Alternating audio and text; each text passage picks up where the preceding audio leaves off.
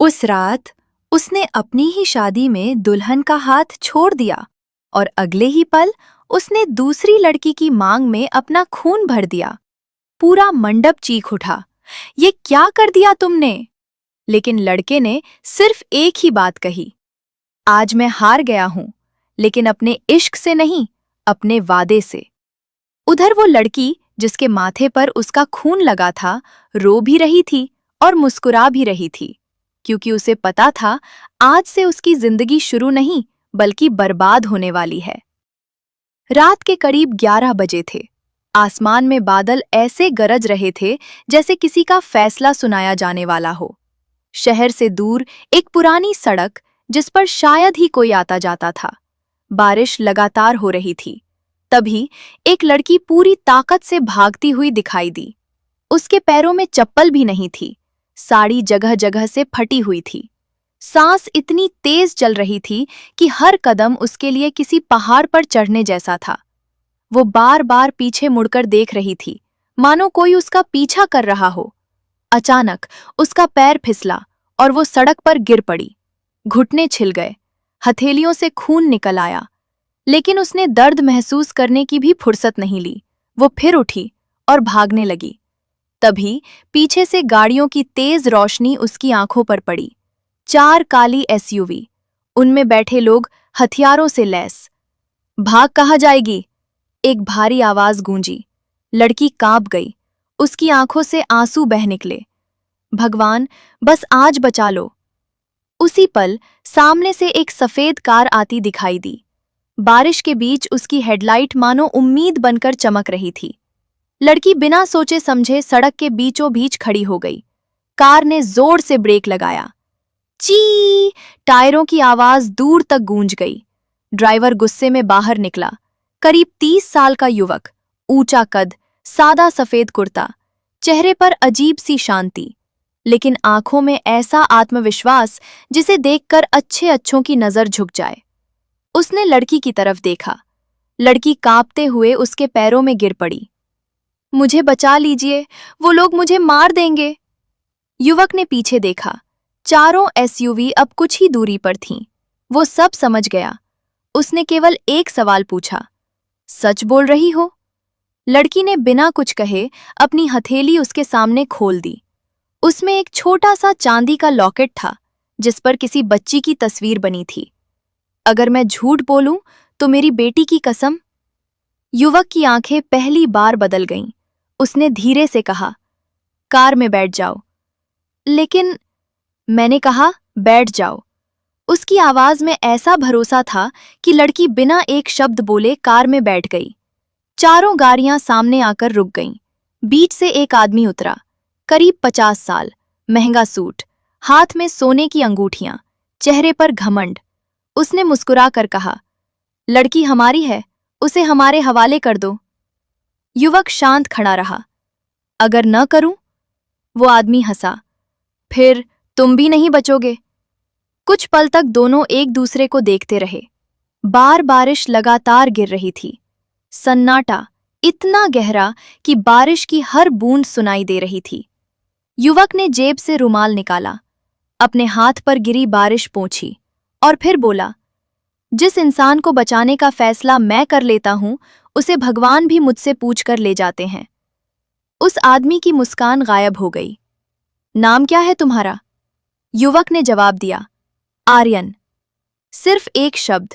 पहला आदमी पूरी ताकत से आर्यन पर झपटा। उसके हाथ में लोहे की रॉड थी। कार के अंदर बैठी लड़की ने अपनी आंखें कसकर बंद कर ली। उसे लगा अगले ही पल किसी की चीख सुनाई देगी, लेकिन बाहर सन्नाटा था। उसने डरते डरते शीशे से झांका।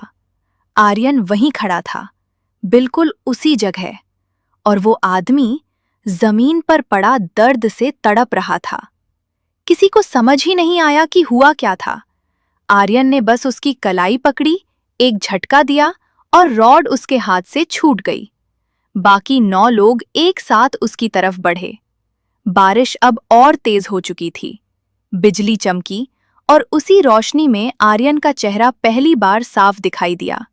न गुस्सा, न डर, बस एक अजीब सी शांति। उसने धीरे से कहा, मैं लड़ाई शुरू नहीं करता, लेकिन खत्म जरूर करता हूं। अगले 10 सेकंड किसी फिल्म के सबसे तेज एक्शन दृश्य जैसे थे। कोई हवा में उछला, कोई सड़क पर फिसला, किसी के हाथ से हथियार छूट गया और कोई उठने की हिम्मत तक नहीं कर पाया। कार के अंदर बैठी लड़की की आंखों में हैरानी थी। वो बुदबुदाई, ये इंसान है या... उसकी बात अधूरी रह गई, क्योंकि तभी पीछे से गोली चलने की आवाज आई। धाएं! गोली सीधी आर्यन की तरफ आई, लेकिन उसने बिना पीछे देखे अपना सिर हल्का सा झुका दिया। गोली उसके कान को छूती हुई निकल गई। एक पल के लिए सब सन्न रह गए। गोली चलाने वाला आदमी धीरे धीरे आगे आया। उसके हाथ में विदेशी पिस्तौल थी, चेहरे पर हल्की मुस्कान। शाबाश, बाकियों से अलग निकले तुम। आर्यन ने पहली बार ध्यान से उसकी तरफ देखा। नाम? विक्रम चौहान। आर्यन के चेहरे पर कोई बदलाव नहीं आया, लेकिन कार के अंदर बैठी लड़की के चेहरे का रंग उड़ गया। उसके होंठ कांपने लगे। नहीं, ये यहाँ कैसे? विक्रम ने लड़की की तरफ देखकर मुस्कुराया। भागकर कहाँ जाती रागिनी? रागिनी, यही उसका नाम था। वो कांप उठी।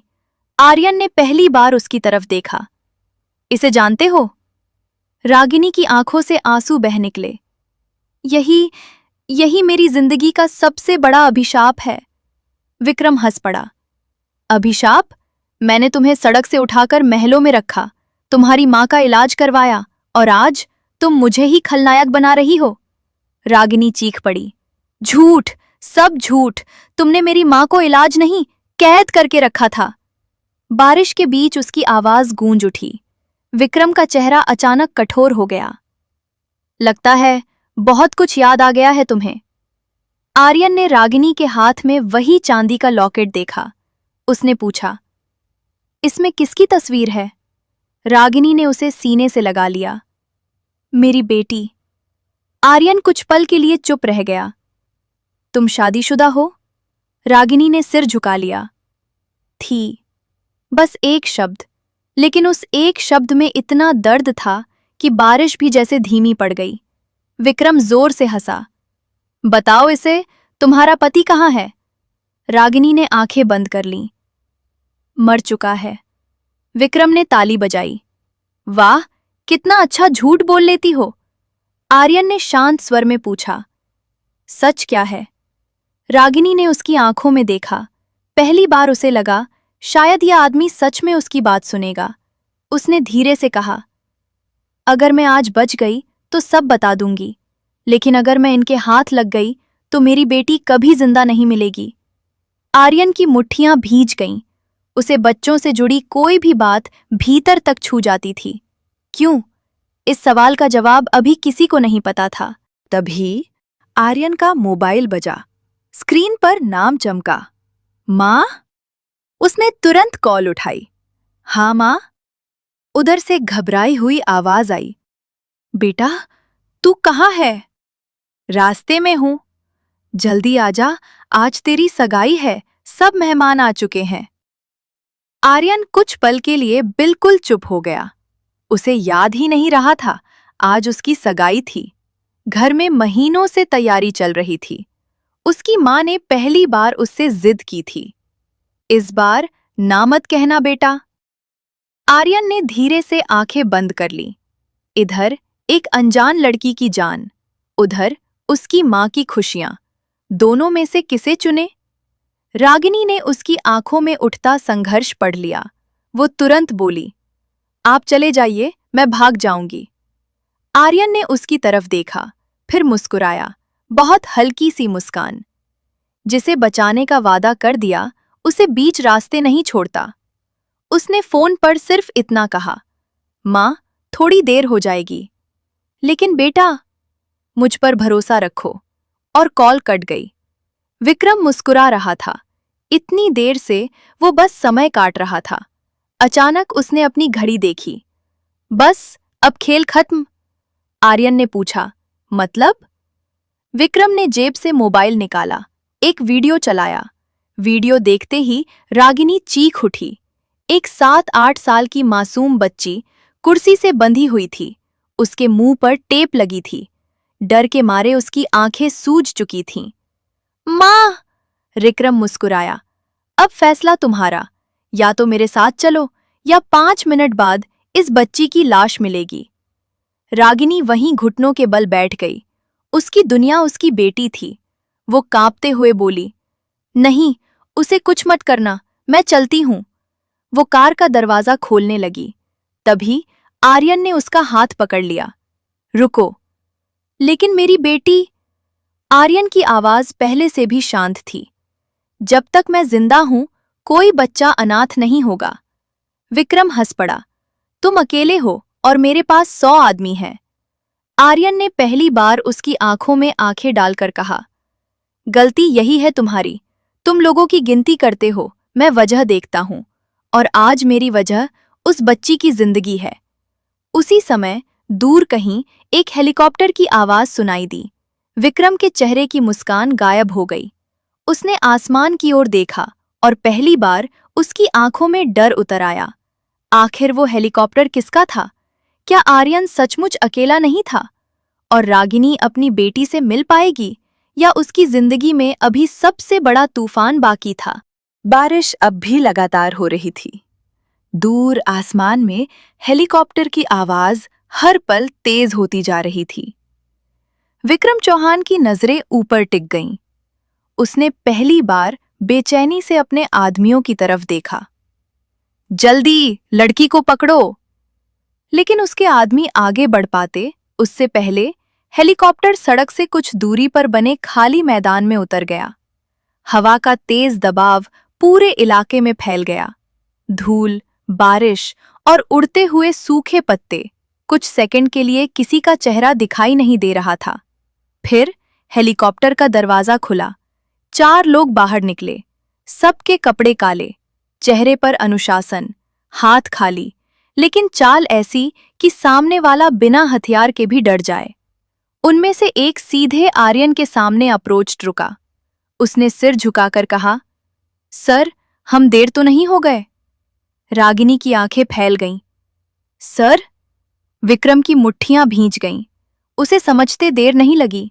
आर्यन कोई आम इंसान नहीं था। आर्यन ने बिना उनकी तरफ देखे कहा, 5 मिनट। बस एक शब्द। चारों लोग तुरंत समझ गए। उन्होंने बिना सवाल किए पूरे इलाके को घेर लिया। विक्रम हंसा। अच्छा खेलते हो, लेकिन मुझे डराने के लिए ये काफी नहीं। आर्यन पहली बार उसकी तरफ बढ़ा। डराना मेरा काम नहीं, समझाना है। और अगर मैं न समझूं? आर्यन उसकी आंखों में देखते हुए बोला, फिर किस्मत समझा देती है। दोनों के बीच कुछ पल की खामोशी छा गई। बारिश की बूंदें उनके चेहरों पर गिर रही थीं। विक्रम ने अचानक अपनी जेब से रिमोट निकाला। तुम्हें अपनी ताकत पर बहुत भरोसा है ना? उसने बटन दबाया। अगले ही पल सड़क के नीचे जोरदार धमाका हुआ। धड़ाम, जमीन हिल गई। आर्यन और उसके लोग पीछे हटे। रास्ते का एक हिस्सा टूटकर नीचे धंस गया। रागिनी डर के मारे चीख उठी, हे भगवान! विक्रम मुस्कुराया। मैं लड़ाई जीतने नहीं, सामने वाले को खत्म करने निकलता हूं। उसी समय शहर के दूसरे कोने में आर्यन की मां सावित्री देवी मंदिर के सामने बैठी थीं। उनके हाथ लगातार कांप रहे थे। दिया बार बार बुझ रहा था। उन्होंने भगवान से कहा, आज फिर वही बेचैनी क्यों हो रही है? कहीं मेरा बेटा फिर किसी मुसीबत में तो नहीं? उसी वक्त घर के बाहर एक शानदार कार आकर रुकी। उसमें से एक लड़की उतरी। लाल साड़ी, सादगी से भरा चेहरा, आंखों में गहराई। नाम था नैना। वही लड़की जिससे आज आर्यन की सगाई होने वाली थी। सावित्री देवी ने मुस्कुराने की कोशिश की, लेकिन उनके चेहरे की चिंता नैना से छिप नहीं सकी।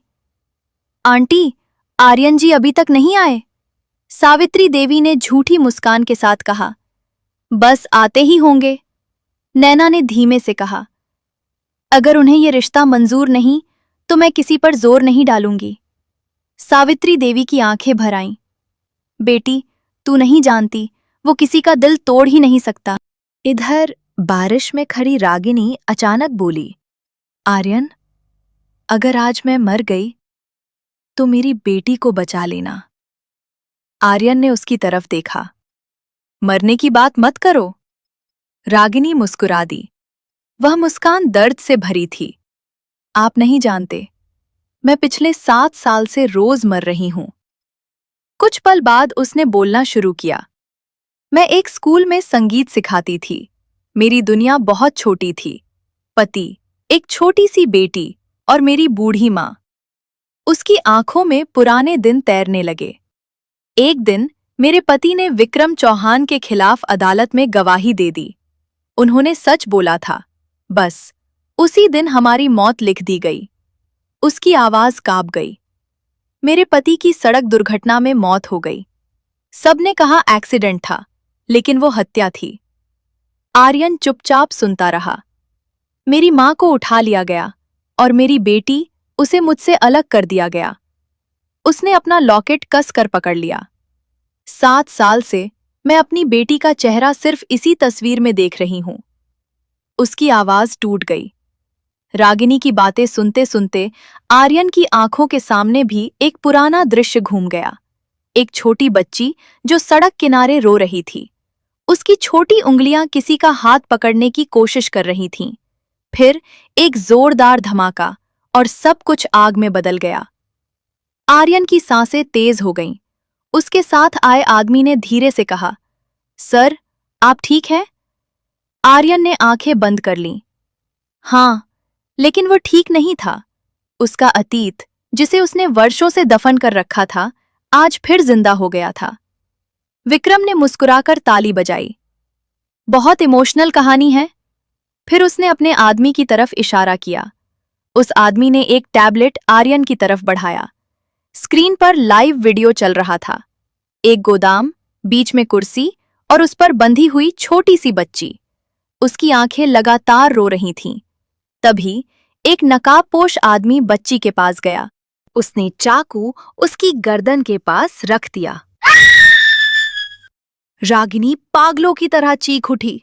नहीं, मेरी बच्ची को कुछ मत करना। विक्रम ने घड़ी देखी। आर्यन, अब तुम्हारे पास सिर्फ 10 मिनट है। अगर लड़की मेरे साथ नहीं आई तो वीडियो यहीं खत्म हो जाएगा।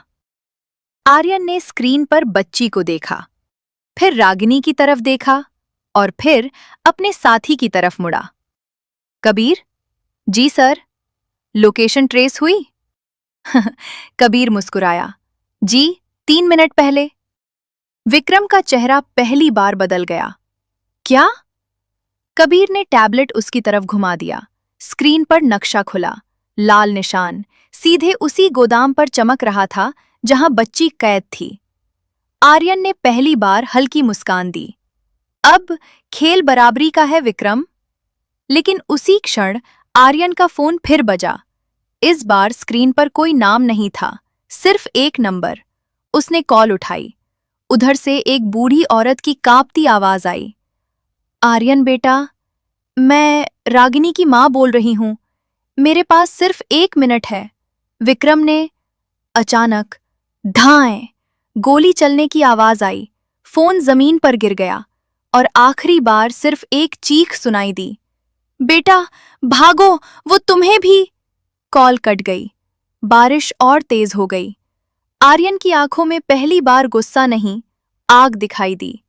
उसने धीरे से कहा, अब ये लड़ाई सिर्फ रागिनी की नहीं रही, अब ये मेरी भी है। तो अगर आगे की कहानी देखना है, चैनल को सब्सक्राइब कर लें और वीडियो को लाइक करें। अगली कहानी जल्द आने वाली है। धन्यवाद।